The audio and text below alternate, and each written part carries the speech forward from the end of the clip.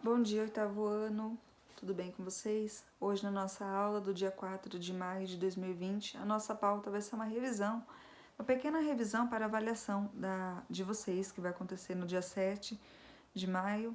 Bom, eu deixei separado o que eu vou cobrar, mais ou menos, na prova.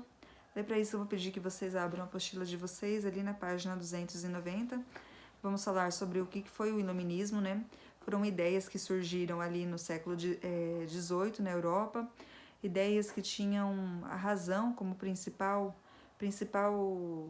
instrumento ali. Eles queriam questionar o que estava de fato acontecendo, queriam uma liberdade de expressões, novas ideias, novos pensamentos econômicos, pensamentos políticos que queriam surgindo, eles queriam ter vez. Esse antigo regime não dava espaço para essas novas ideias que estavam surgindo. Então é isso, o iluminismo é um movimento que surgiu na Europa no século XVIII com novas ideias, novos pensadores que davam lugar à razão, que tinham novos pensamentos através da questão política, econômica, até mesmo religiosa. Eram novos pensamentos, pensadores que iriam surgir.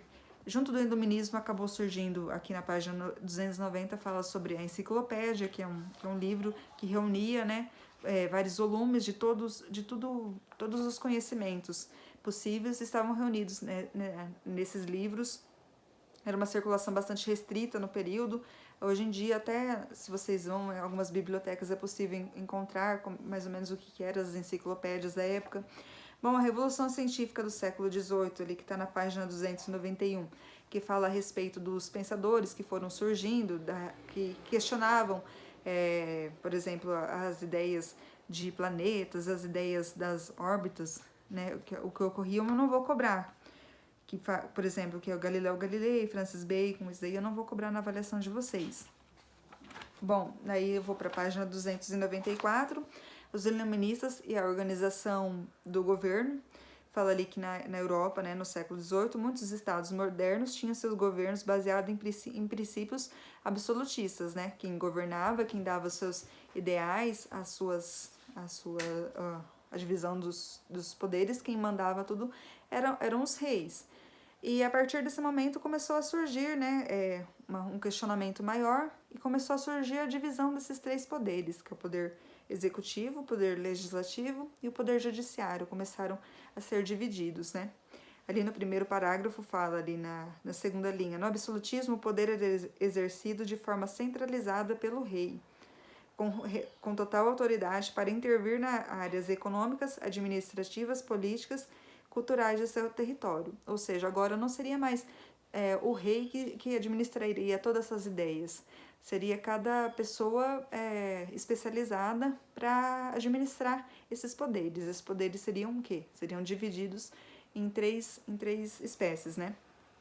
Assim, o rei tomava as decisões e dificilmente era questionado pelos súditos por causa de sua soberania em relação à organização e ao funcionamento do Estado, pois até então, naquele período daquele antigo regime, eles acreditavam que o rei era o centro, era aquela divindade, e que era ele que mandava em tudo.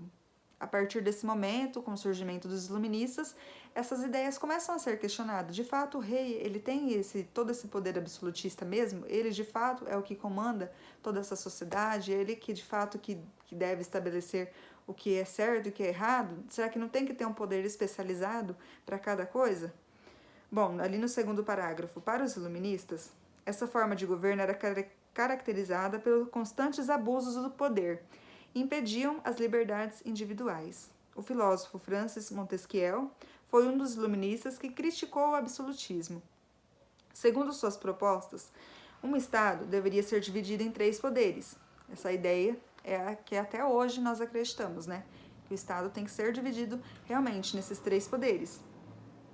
Nesse equilíbrio de forças proposto por Montesquieu, um poder passaria a controlar o outro e nenhum deles ganharia destaque, evitando assim o abuso de autoridade.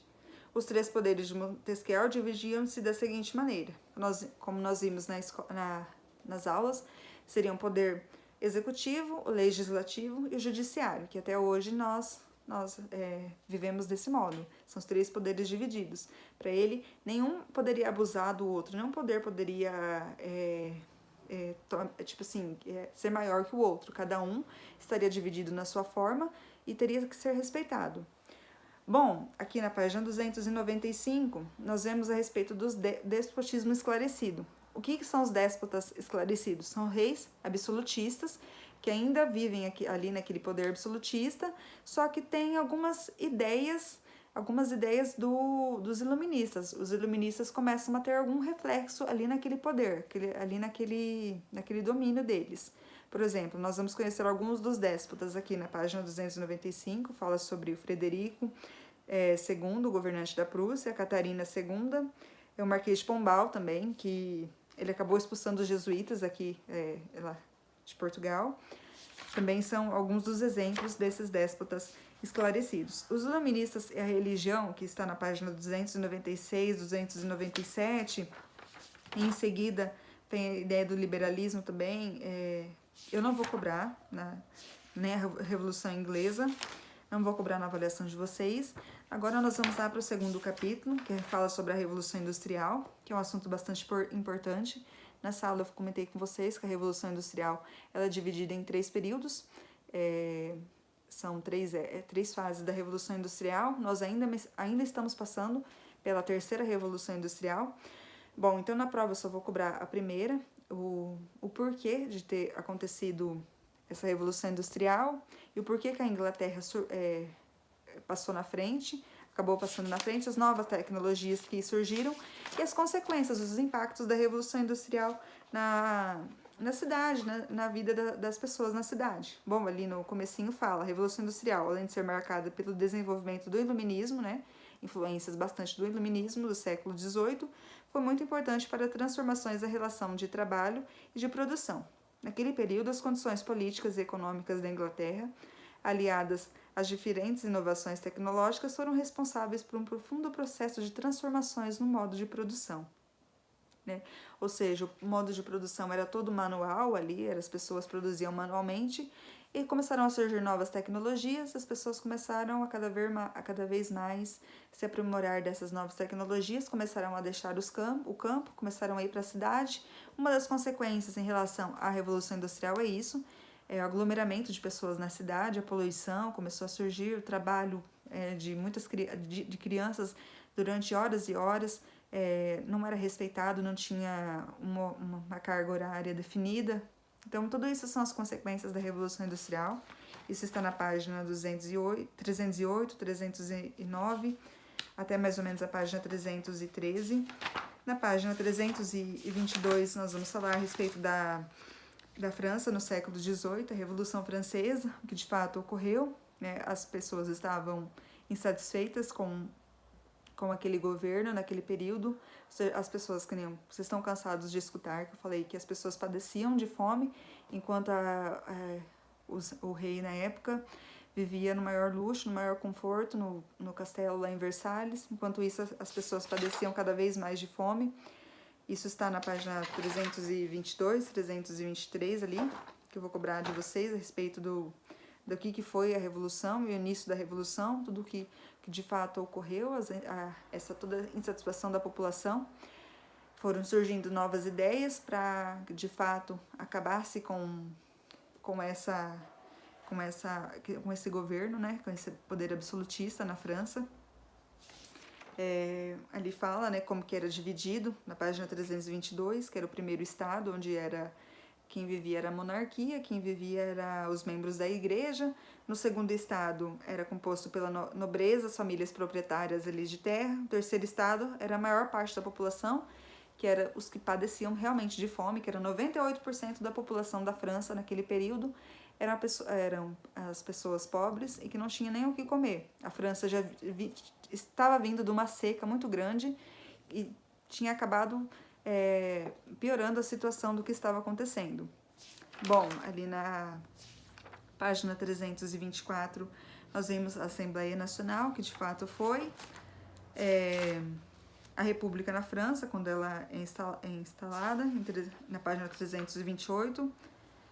Fala na página 329 que quem foi os jacobinos, os girondinos e a planície, mais ou menos a divisão do que foi.